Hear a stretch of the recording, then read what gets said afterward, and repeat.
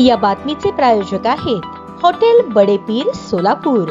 Chicken biryani फक्त 60 रुपयात। सोलापुरातून पंढरपुरातील ग्रामीण भागामध्ये स्कूटीवर खताच्या पोत्यामध्ये मोटारीच्या ट्यूबमध्ये अवैध दारू वाहतूक करणाऱ्या आरोपीला पंढरपूर तालुका पोलिसांनी पकडले। 18 सप्टेंबर 2025 रोजी पंढरपूर तालुका पोलिसांना मिळालेल्या गोपनीय माहितीच्या आधारे सोलापुरातील एक व्यक्ती स्कूटीवर खताच्या पोत्यामध्ये आतील बाजूस मोटारीच्या ट्यूबमध्ये दारू भरून पंढरपूर तालुक्यातील ग्रामीण भागातील गावामध्ये आणून विक्री करणार असल्याची माहिती मिळाल्याने पंढरपूर तालुका मौजे देगाव रोडवर जाणाऱ्या स्कूटी चालकांना थांबवून विचारपूस केली असता त्याने आपले नाव अप्पा नारायण राहणार मार्डी रोड उत्तर तालुका सोलापूर असे सांगितले। त्याच्या ताब्यात एक स्कूटी मिळून आली। या गाडीच्या मध्यभागी एक खताचे कव्हर असलेले होते।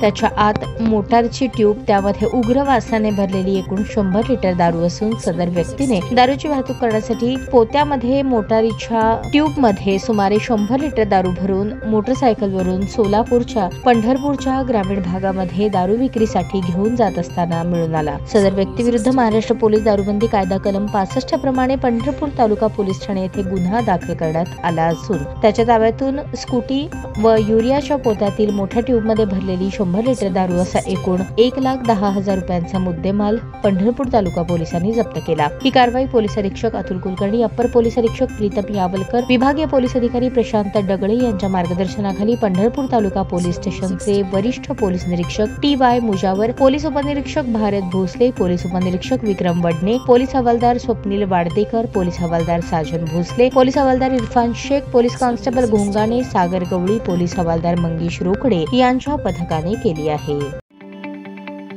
ताज्या बातम्या पाहण्यासाठी प्राईम महाराष्ट्र न्यूज चॅनलला सबस्क्राईब करा।